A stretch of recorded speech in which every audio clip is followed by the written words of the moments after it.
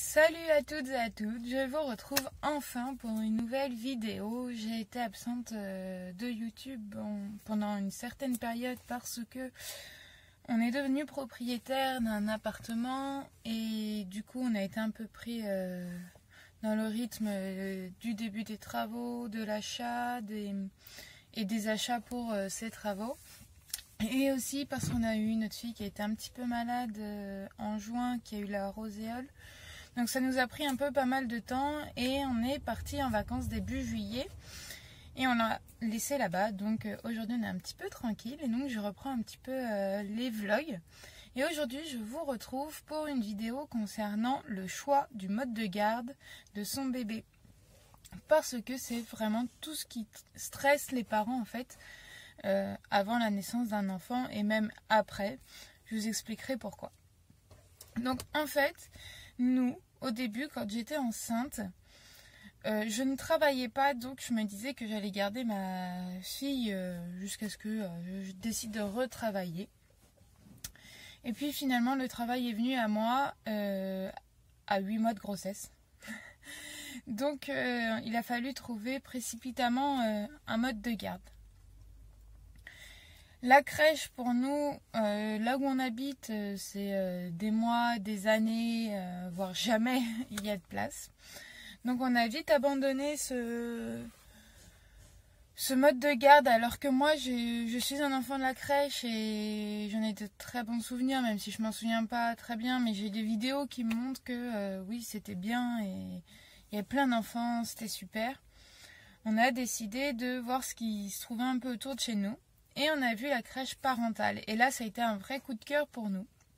Donc pour ceux qui ne savent pas ce que c'est la crèche parentale, c'est une crèche à effectifs limités. Donc là, il y avait 15 enfants, dont 5 bébés et 10 grands. Et c'est des crèches qui sont gérées par les parents. Donc ça fonctionne comme une crèche normale. Vous payez le même prix qu'une crèche municipale ou départementale. Mais les parents se charge de toute la gestion administrative, de la gestion des locaux et participe à la vie de la crèche chaque semaine. Donc nous, il fallait qu'on soit disponible 4 heures, toujours la même journée, toute l'année, toutes les semaines. Et même si on a été séduit par ce mode de garde, malheureusement avec nos boulots respectifs, on n'a pas pu le choisir en raison de ça, en raison de ces 4 heures par semaine, parce que c'était obligatoire et c'était à notre plus grand regret parce que franchement, il y a plusieurs avantages. C'est que votre enfant, il est en crèche, mais il n'y a pas beaucoup d'enfants. Que les parents participent à la vie de la crèche. Donc, entre guillemets, vous voyez aussi pendant quelques heures par semaine votre enfant grandir dans la crèche et puis vous occuper des autres enfants. Ça vous donne des liens avec d'autres personnes, d'autres parents de la même ville que vous. Donc, ça peut vous faire de nouveaux amis, puis vos enfants grandissent ensemble. Et puis, il y a plein d'activités en extra de la crèche avec les parents, les enfants. Et c'est vrai que pour nous, c'était le mode de garde qu'on aurait préféré, mais on n'a pas eu. Donc après, la solution qui s'est offerte à nous, ça a été de trouver une nourrice. Et là, pour trouver une nourrice, ça commence à être le parcours du combattant, surtout quand votre bébé naît en juin, juillet, etc., qu'il faut pour septembre, octobre. C'est au moment où tout le monde veut des nourrices. Et elles sont toutes prises d'assaut. Donc nous, fin mai, on s'est tourné pour chercher une nourrice alors que j'allais accoucher début juin. Et j'ai pris les listes sur le site de la ville, les listes de nourrices. J'en ai appelé quelques-unes. Donc nous, on devait avoir une période d'adaptation chez la nourrice le 19 août, la semaine du 19 août, donc encore plus compliqué parce qu'elles sont toutes en vacances. Donc là, j'en ai trouvé une sur toute la liste de ma ville et pourtant il y avait 4 pages. Une qu'on a vue et qui nous a pas forcément plu, voilà, par l'environnement où elle habitait, puis on l'a pas trouvée très, très avenante. Et voilà, on en a vu une autre. Pareil, on n'aimait pas l'environnement. Donc la liste de la ville, on a dit tant pis. Finalement, il ne faut pas marcher comme ça. Et ce que j'ai fait, moi je suis allée sur internet et j'ai regardé sur plusieurs sites et je suis tombée sur le site nounou-du-6 top. Et alors ce site, il est vraiment top, c'est le cas de le dire, parce que j'ai posté une annonce comme quoi je cherchais une nounou et à partir de là, c'est gratuit, j'ai pu regarder les annonces des nounous autour de chez moi.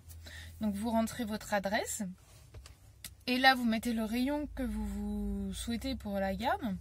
Donc moi j'avais mis 3 km et il s'est avéré qu'en fait en dehors de ma ville et sur mon chemin pour aller au travail, à même pas 1 km de chez moi, il y avait des nounous de disponibles et qui me paraissaient très bien au niveau de la description. Et donc je suis rentrée en contact avec elle avant de prendre rendez-vous. Parce que ce qui est très important quand vous cherchez une nourrice et que vous ne prenez pas le site de la ville et que vous prenez par exemple des sites comme ça de recherche de nourrice, de babysitting, etc.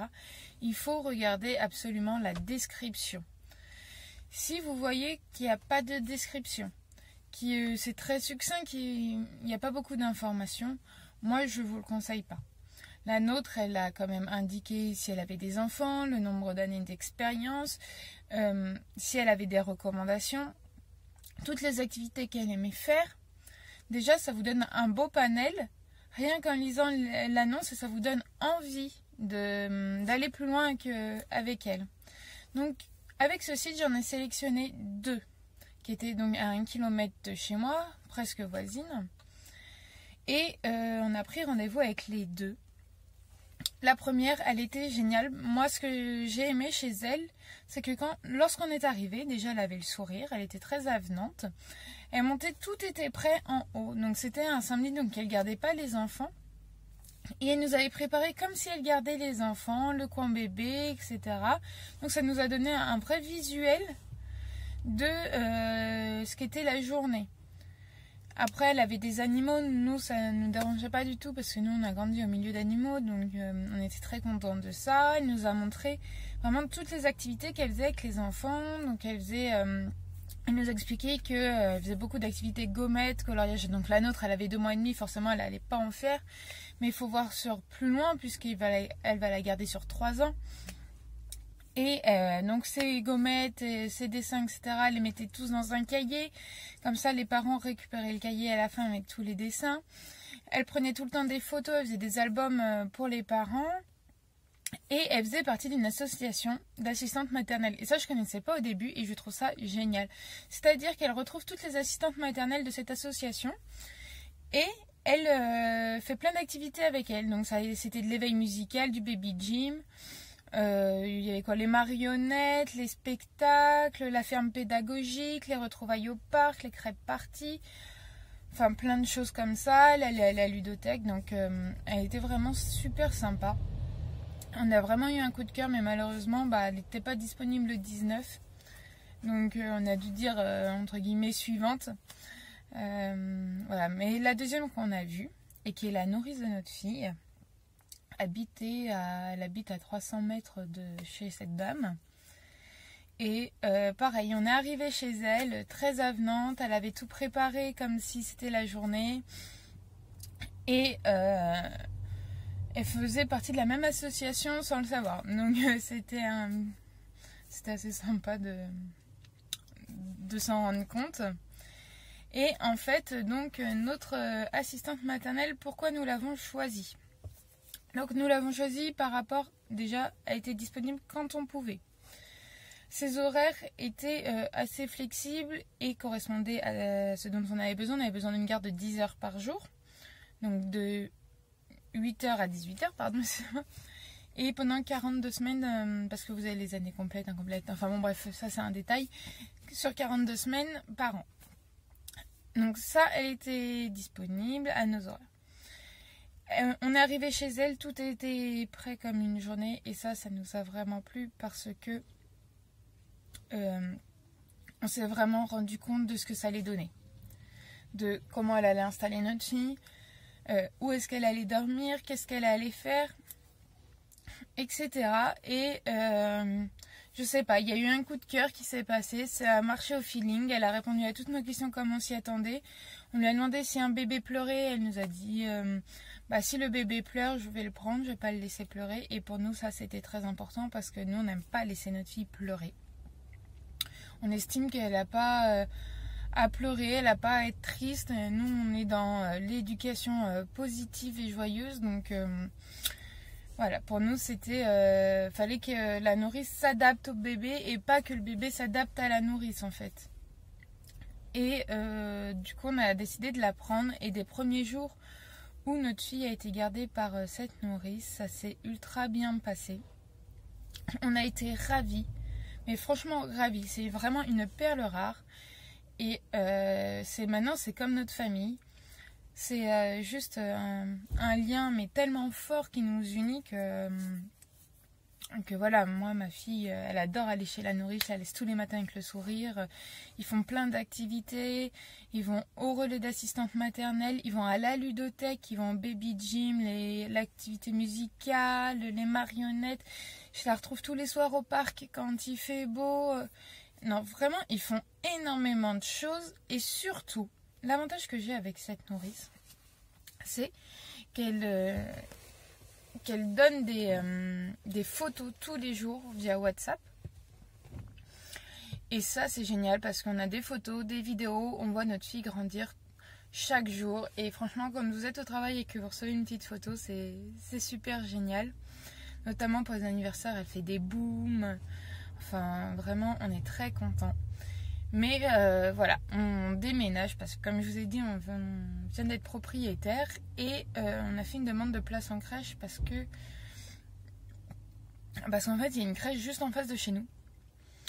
Et du coup on a tenté et on vient d'obtenir une place. Et donc on a eu vraiment du mal à se dire que c'était fini avec cette nourrice et qu'il fallait qu'on passe à autre chose parce que de toute façon c'est à 20 minutes de chez nous, donc c'était pas possible. Voilà, pour elle, pour nous c'était plus compliqué. Et donc là on vient d'avoir une place en crèche, donc elle va changer de mode de garde, de structure. Donc là on est un petit peu stressé parce qu'on se demande si on fait vraiment le bon choix, parce qu'on est tellement tombé sur une nourrice merveilleuse que voilà, on se demande si on fait le bon choix, mais finalement elle va être avec plein d'enfants, elle va apprendre les règles de vie en communauté, il y a un parc aussi, elle va faire plein d'activités et pour la maternelle ça va être mieux pour elle. Donc voilà, on verra bien, je referai une vidéo sur nos premiers avis mi-septembre de la crèche. Mais en attendant, voilà, je voulais juste vous dire, pour la recherche de nourrice, de mode de garde, faut vraiment faire attention à tout. Et surtout, faut pas prendre une nourrice si vous hésitez, si vous n'êtes pas sûr de votre choix, une fois le rendez-vous fait.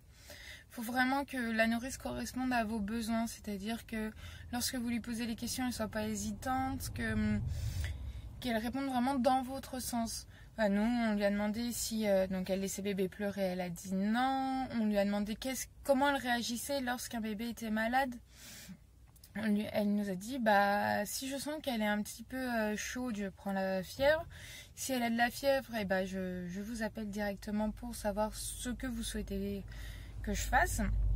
Ce qu'elle a toujours fait, dès qu'elle avait un peu plus que 38, elle nous appelait en nous demandant que je lui donne un Doliprane, que voulez-vous faire, etc.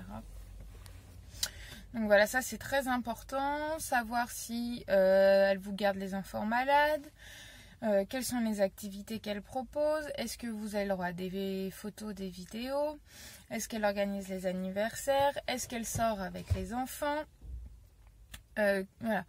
Où est-ce qu'elle sort avec les enfants, parce que vous avez le droit aussi de dire non à la nourrice concernant les déplacements. Ça c'est dans votre contrat, vous cochez une case, oui, non, jusqu'à quelle distance ou jusqu'à quelle ville, en voiture ou pas, en transport en commun ou pas. Enfin, voilà, il y a plein de choses à remplir.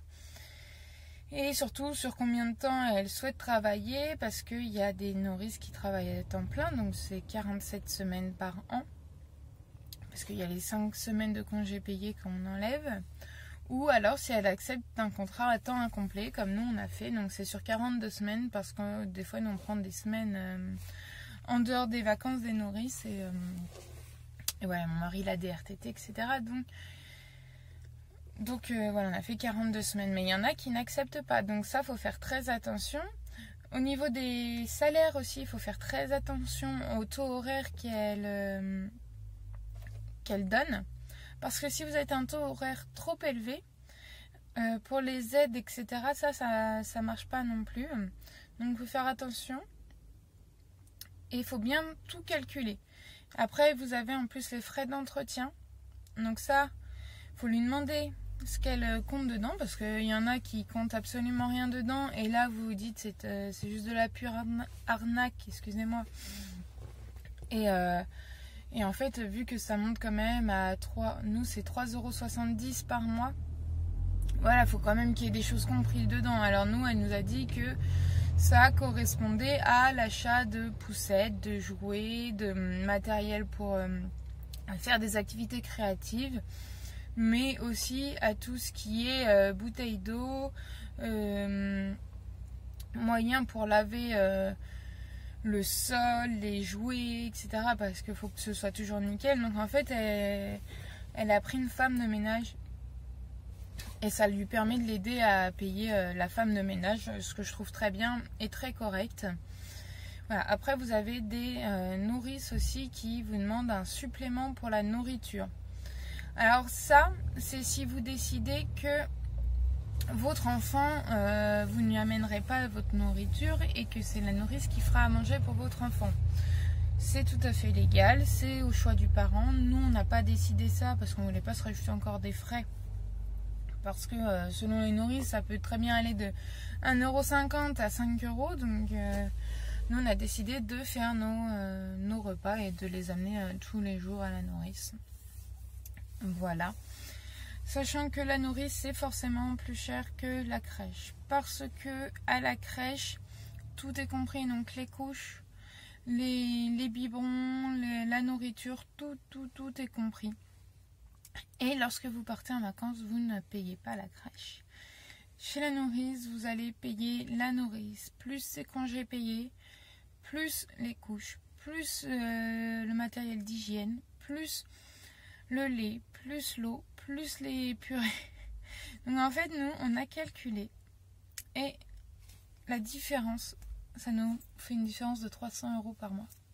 Juste avec les couches, le lait, la nourriture et puis moi un petit peu les frais d'essence. Voilà, donc il y a une sacrée différence. Après, pourquoi la crèche, pourquoi la nourrice? La nourrice, moi je trouve ça très bien quand ils sont tout petits parce qu'ils sont vraiment cocoonés. Voilà, ils sont vraiment dans un environnement familial. Ils sont dorlotés par une deuxième maman et ils sont pas fondus dans la masse. Pourquoi la crèche quand ils sont plus grands? Moi je trouve ça bien, comme je vous l'ai dit, parce que ça apprend les règles de vie en communauté et voilà, c'est une adaptation aussi plus facile après pour la maternelle, je pense. Et pour tout un autre tas d'activités, si vous voulez inscrire votre enfant à une activité physique à 3 ans, ce qui est tout à fait possible et ce que nous on fera. Et voilà, moi je trouve ça bien. Après je vous donnerai mon avis, comme je vous ai dit, plus tard quand on aura eu l'expérience de la crèche. Mais actuellement, voilà, pour tous les parents, vous prenez pas la tête sur le mode de garde. Il faut faire confiance à votre instinct. Prenez le temps de bien chercher, de bien réfléchir, de bien peser le pour et le contre, de bien regarder tous les éléments financiers. Vous avez plein de sites pour vous aider et vous avez, si vous souhaitez de l'aide pour les calculs des salaires, pour remplir les contrats des assistantes maternelles, n'hésitez pas à appeler votre relais d'assistante maternelle qu'on appelle aussi le RAM. Ils sont là pour ça et ils vous aideront sans aucun souci. Moi, ils m'ont aidé tout le temps parce que c'est vraiment très compliqué les contrats, c'est un peu prise de tête. Et quand ils sont là pour vous aider, c'est vraiment super parce que du coup, vous y voyez plus clair, vous vous trompez pas. Et voilà, c'est plus sympa. Après, à la crèche, c'est vrai que vous n'allez pas à vous occuper de tout ça. Mais vu que les 3/4 des parents font garder leur bébé chez la nourrice, voilà, je trouvais ça important de vous faire cette vidéo pour vous dire d'avoir confiance en vous et de poser bien toutes les questions qui vous passent par la tête, même si vous pensez qu'elles sont bêtes, il faut les poser. Faut pas hésiter à demander à la nourrice de faire le tour de chez elle pour voir vraiment dans quel environnement va évoluer votre enfant. Et de prendre le temps de bien réfléchir, parce que vous confiez quand même votre enfant, votre vie, quoi, à une nourrice, et on n'est jamais vraiment à l'abri de quelque chose. Voilà, sur ce, je vous laisse parce que je vais travailler, que je suis dans ma voiture, et je vous retrouve un petit peu plus tard pour une nouvelle vidéo. Ciao!